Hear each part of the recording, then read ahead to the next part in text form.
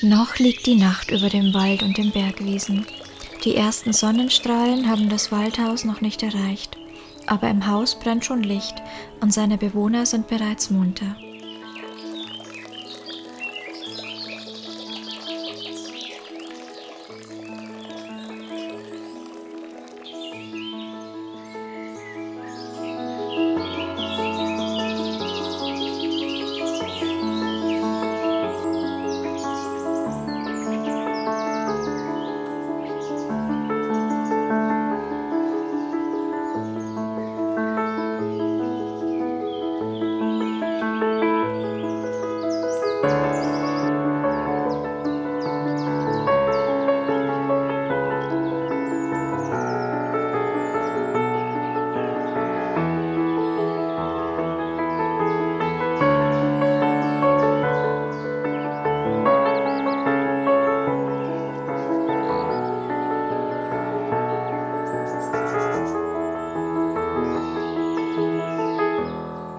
Meistens ist es in unserer Höhenlage deutlich kühler als unten im Tal, aber heute ist auch in der Bergregion ein heißer Sommertag angekündigt.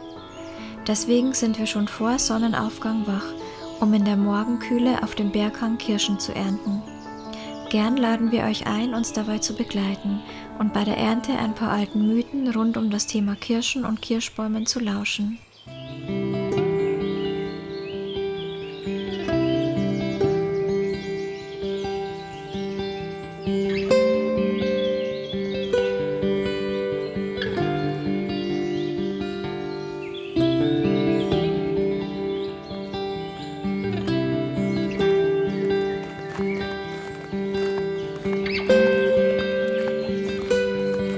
Im weiteren Tagesverlauf will mein Mann die Wiese vor dem Haus mit der Sense mähen. Ich möchte unser Wegkreuz mit einem selbstgemachten Kranz schmücken und am Abend wollen wir Glühwürmchen beobachten.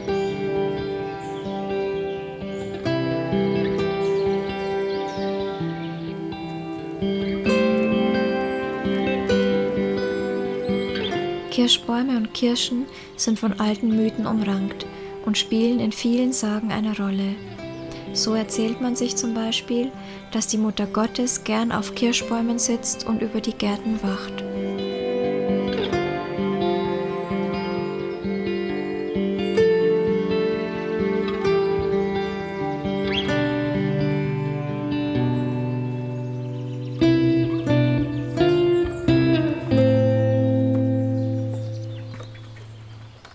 Auf ein Kirschblatt schrieb Jesus die Worte: 1000 und nicht mehr 1000, nachdem ein Jünger ihn gefragt hatte, wie viele Jahre noch verfließen werden bis zum Ende der Welt.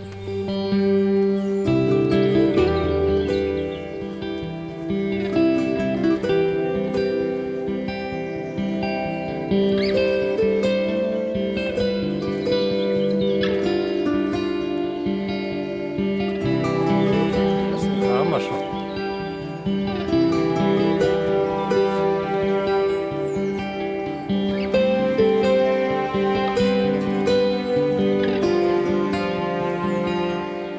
Gewisse Tage im Hochsommer, zum Beispiel der 22. Juni und der 3. Juli, gelten als Halsbrechertage. An ihnen darf man keinen Kirschbaum besteigen, man würde sofort herunterstürzen. Zudem darf eine Schwangere vor Johanni am 22. Juni keine Kirschen essen. Das erste Badewasser des Babys schüttet man an einen Kirschbaum, damit das Kind schön wird.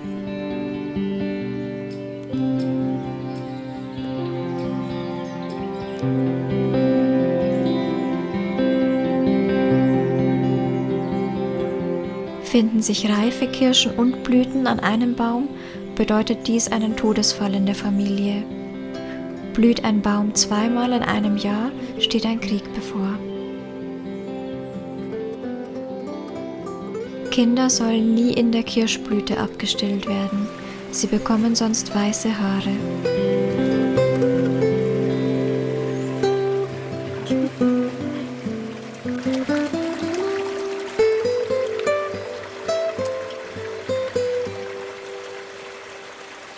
Kalt.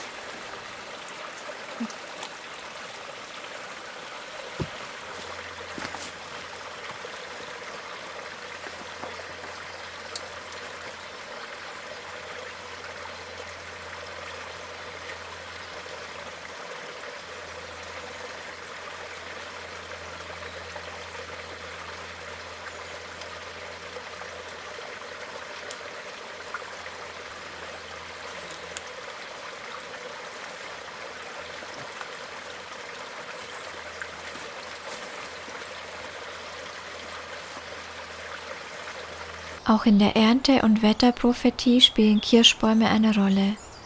Wenn morgens das Laub am Baum zittert, ist im Laufe des Tages ein schweres Unwetter zu erwarten.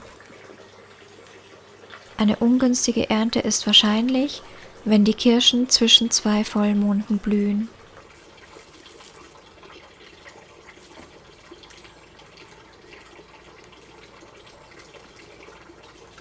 Ich habe ein kleines Herz aus Buchs gebunden, um es am Marterl, ein Marterl ist ein altes Gedenkkreuz, meist an einer Stelle, an der jemand einen gewaltvollen Tod fand, anzubringen. Die Geschichte hierzu, wie alt es schon ist und warum es an diesem Platz oberhalb unseres Hauses steht, erzählen wir in einem anderen Video.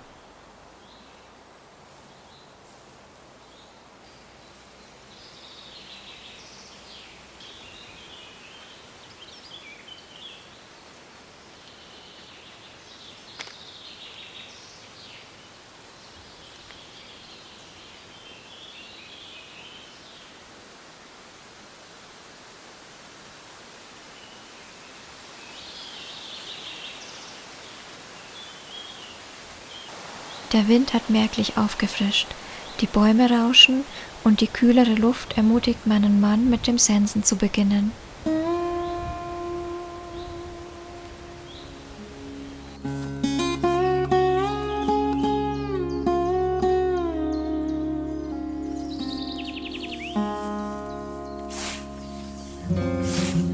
Wenn man Kirschen isst, zählt man an den Steinen ab, ob man einen Mann bekommt. Dieses Jahr noch? Nächstes? Nie.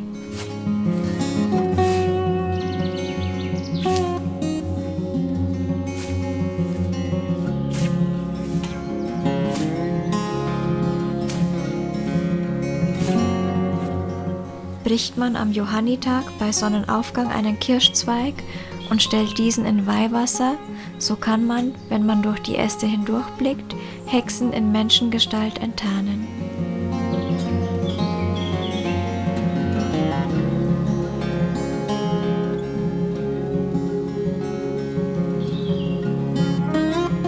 Mädchen, die das Gefühl haben, verhext worden zu sein, stellen sich im Mai in der Morgendämmerung unter einen Kirschbaum, schütteln den Tau auf sich und sind sofort befreit von jedem Zauber.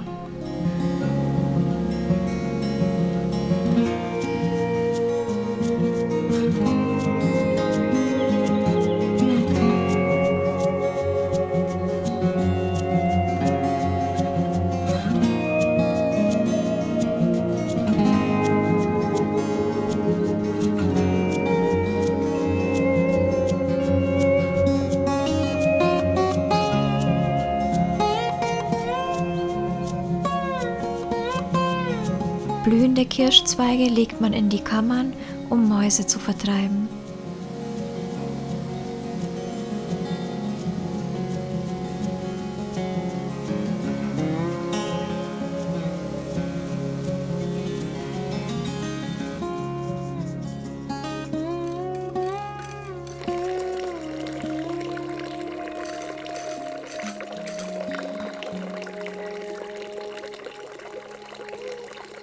Wenn man von schwarzen Kirschen träumt, bedeutet dies Trauer und Unglück.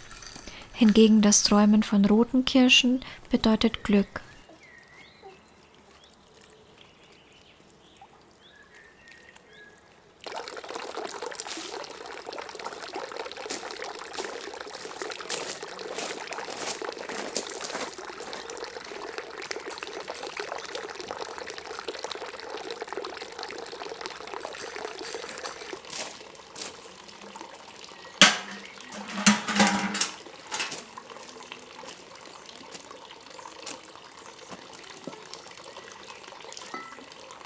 Gemeinsam lassen wir den Tag an unserem Quellbrunnen ausklingen und sind gespannt, ob wir in der Abenddämmerung ein paar Glühwürmchen entdecken können.